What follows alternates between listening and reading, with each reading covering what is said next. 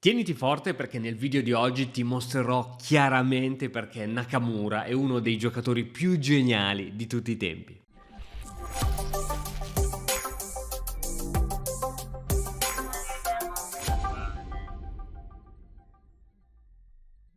E buongiorno a tutti amici di Mattoscacco, ben ritrovati in questo nuovo video, spero che state passando bene le feste, che state avendo un po' più di tempo per giocare a scacchi. Facciamo un passo indietro nel tempo, siamo nel 2007, Nakamura aveva solo 2664 punti e sfida un grande maestro da circa 2600 punti. Andiamo a vedere questa partita e perché è così geniale.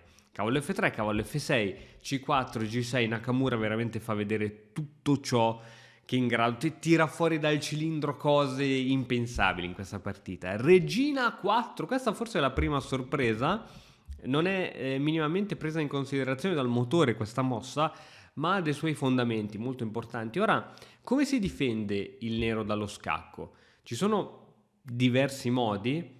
Diciamo che anzi, forse non è che ce ne sono più di tanti, perché se giochi la non tranquilla C6, dopo questa e dopo la cattura, attenzione che non puoi ricatturare di pedone, devi ricatturare di regina, ma la regina può essere scacciata e dopo una sequenza di mosse di questo tipo direi che il centro del bianco non è affatto male. Oppure, altra possibilità, anziché andare subito a catturare il cavallo, si può giocare donna in D4 costringendo così al nero a spostare la torre e quindi a perdere la possibilità di rocco corto. Quindi molto interessante. Cavallo C6 non so quanto convenga perché il cavallo va a tappare il pedone C. Cavallo D7 credo che si perda un pedone centrale. Alla fine gira che ti rigira, rimane alfiere D7, che era proprio ciò che voleva Nakamura, ossia andare a piazzare questo alfiere in D7, dove converrai con me che non è la posizione migliore per questo alfiere, dove toglie anche la comunicazione della regina col proprio pedone centrale. Donna in B3 dove si supporta sia C4 che si attacca a B7, dopo cattura ovviamente il pedone in B7 che ti ho colorato in rosso chiamasi pedone avvelenato. Per esperienza quel pedone non sempre si può catturare, in partita infatti non va così, ma dopo la cattura cavallo C6 la regina è quasi in trappola e attenzione, da che può andare forse in A6, se va in B4 ci sono gli attacchi di scoperta, è veramente quasi in trappola la regina e il nero può tranquillamente sviluppare molto velocemente tutti i suoi pezzi. Motivo per cui in partita Nakamura decide di catturare il pedone C4 con la regina, cavallo C6 che blocca diciamo questo pedone e in genere è sempre meglio mettere il cavallo dietro la spinta del pedone, D4, alfiere G7 e 4. Comunque Nakamura riesce alla fine dell'apertura, e non siamo ancora in realtà alla fine, a piazzare questi due potentissimi pedoni centrali, a rocco corto e 5. Qui Nakamura fa una considerazione molto importante: il mio avversario mi ha lasciato totalmente il centro, gli unici controllori del centro per il nero sono questi due cavalli, se ora vado a spingere un pedone il cavallo se ne deve andare, tipo E5, dove ha questo cavallo? Ci sono pochissime case e poi c'è una casa di ritirata. Sembra eccezionale questa come mossa se non fosse che il nero trova un'interessantissima mossa intermedia con alfiere 6, dopodiché il cavallo si può piazzare anche in D5. Ora, non è facile capire dove mettere la regina, anche perché la regina deve rimanere sempre in contatto con il pedone D4, perché ci sono due attaccanti, per esempio donna 4 può essere una possibilità per rimanere in contatto con quel pedone. Ma qui Nakamura trova un'altra possibilità. La riesci a vedere? La mossa che viene giocata da Nakamura è questa. Pedone per cavallo sacrificio di regina. Quindi Nakamura si è preso un cavallo, perde la regina, si è preso un alfiere, minaccia di prendere la torre, quindi il nero è obbligato a prendere quel pedone e prende l'alfiere. In pratica 3 pezzi per la regina. Nakamura ha dato 3 pezzi per la regina, anzi tra l'altro adesso cade anche il pedone. E infatti la partita prosegue in questo modo. Ok, ora 3 pezzi per la regina. Io sono sicuro che ai nostri livelli medio-bassi vincerebbe 100% il giocatore che ha la regina in gioco, ma se iniziamo ad andare a livelli alti, tutti i manuali di scacchi, tutti i migliori manuali dicono che 3 pezzi sono superiori alla regina, nonostante 3 più 3 più 3 fa 9, però noi sappiamo che questi numeri che hanno assegnato ai pezzi sono molto molto molto soggettivi in alcuni casi. Ora, la regina attacca questo alfiere e bisogna capire dove ritirare questo alfiere. Sicuramente la diagonale migliore è B3, dove da B3 questo alfiere riesce a guardare un po' tutto ed è la migliore scelta del motore, ma Nakamura decide di mettere l'alfiere in E2. Perché? Io credo che l'abbia voluto mettere in E2 perché ha bisogno di controllare la casa D3. Da B3 questa casa è nelle mani del bianco, che tra l'altro donna qui impedirebbe l'arrocco, sarebbe veramente di intralcio, mentre con l'alfiere in E2 è vero che magari è una posizione un pochettino più passiva, ma si controllano case importantissime e non danno punti in ingresso alla donna.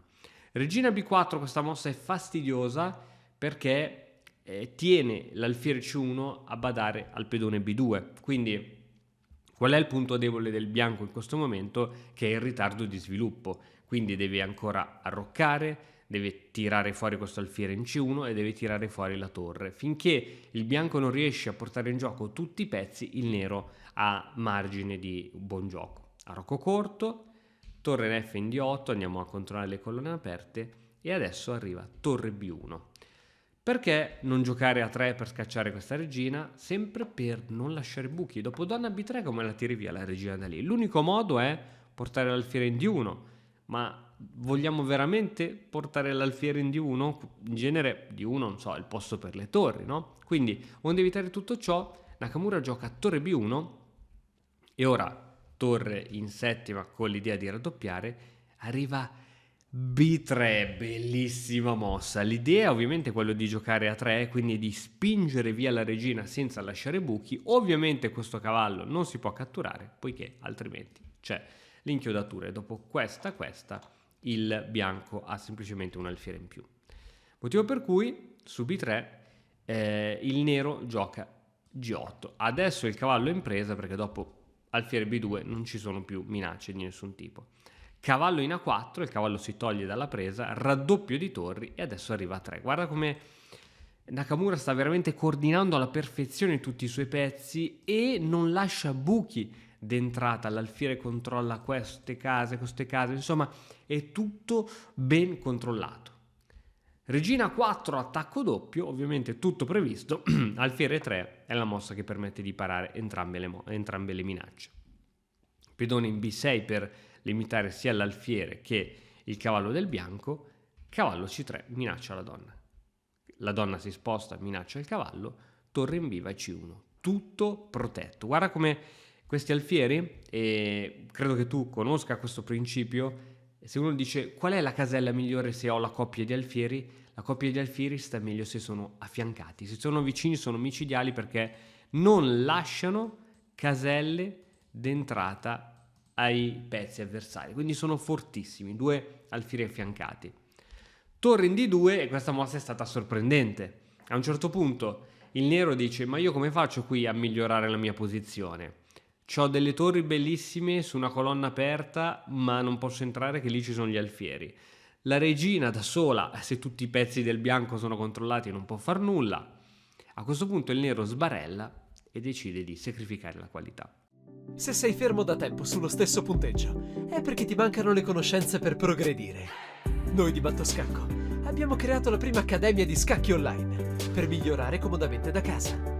Vienici a trovare e scegli il corso più adatto alle tue esigenze.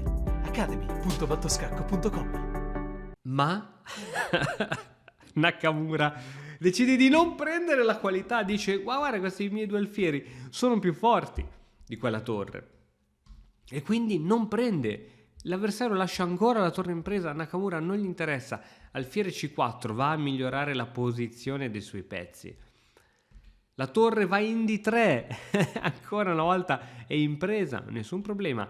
Alfiere H6, attacco di scoperta sulla donna che si sposta minacciando l'alfiere e solo a questo punto Nakamura gioca alfiere per D3. Ora per coerenza forse bisognava ritirare questo alfiere, però va bene.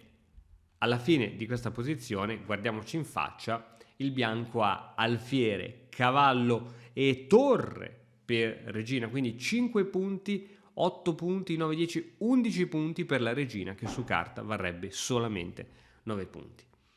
E 6, ora la posizione è molto difficile da giocare, addirittura qui Nakamura potrebbe anche forzare un cambio di torri di 2, invece decide di giocare in maniera più creativa. Cavallo E4, questa mossa secondo me è eccezionale perché toglie ogni possibile minaccia sul punto F2, controlla il punto D2 e questo impedisce qualsiasi tipo di gioco sulla casella D2 e quindi sulla seconda traversa.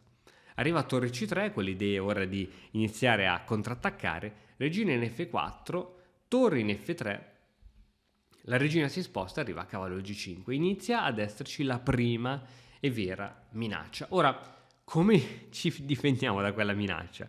In realtà non ci sono troppi modi. Qui la risposta corretta era torre F4, ma probabilmente il nero temeva in questa continuazione, dove il bianco sarebbe rimasto con un chiaro vantaggio di materiale.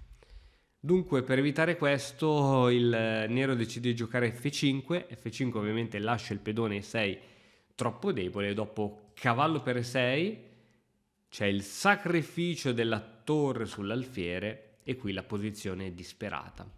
Dopo regina D6 abbiamo 2 torri che potrebbero corrispondere alla donna, ma abbiamo un cavallo in più, oltre che una posizione dominante. H4 per creare una via di fuga in futuro, re e poter lasciare anche questa torre libera di muoversi. Attacco sulla torre e ora raddoppio di torri. Donna in C2 attaccando un po' i vari pedoni, ma adesso arriva la fine, perché nel momento in cui le torri iniziano ad attaccare il re è scoperto, arriva la fine. La regina si prende un pedoncino per quello che è, scacco, il re sale su, scacco, il re ha solo 2 caselle dove andare, dopo se va qui a destra arriva il matto subito alla prossima e anche se va di qui arriva il matto alla prossima, scacco, matto. Quindi Nakamura ha giocato non so quante mosse senza regina, ha giocato da mossa ha giocato da mossa 10 fino alla mossa 40 senza regina e alla mossa 40 è riuscito a dare scacco matto senza regina. Io penso che questa partita sia devastante e faccia capire come i giocatori di livello magistrale sono in grado di coordinare i pezzi in una maniera eccelsa. La cosa che più mi ha lasciato sconvolto è come veramente abbia sempre giocato cercando di non lasciare mai controgioco e non lasciare mai buchi. Tutto sempre la coordinazione del cavallo coi pedoni e la torre, i 2 alfieri, è sempre stato tutto pensato alla perfezione. Sempre tutto stato pensato alla perfezione, fin quando a un certo punto l'avversario, non sapendo cosa fare, sacrifica la qualità e dopo questo la partita ovviamente è già a senso unico. Qui arriva poi l'errore finale, anche perché non ci sono altri modi per difendersi, e poi la partita termina in questo modo. Ragazzi, fatemi sapere qui sotto con un commento che cosa ne pensate. Io credo che questa sia stata una partita fenomenale, eccezionale, degna di nota e degna dei migliori giocatori al mondo. Io vi ricordo che se avete voglia di migliorare il vostro gioco, noi sull'Accademia di Matto Scacco abbiamo un percorso che ha portato tantissimi giocatori a svoltare il proprio gioco, ci sono tantissime testimonianze, lascio sotto il link così potete leggere, potete vedere tutto ciò che offriamo e il tutto ad un prezzo credo molto contenuto. Grazie per la visione, ci vediamo nel prossimo video e ciao!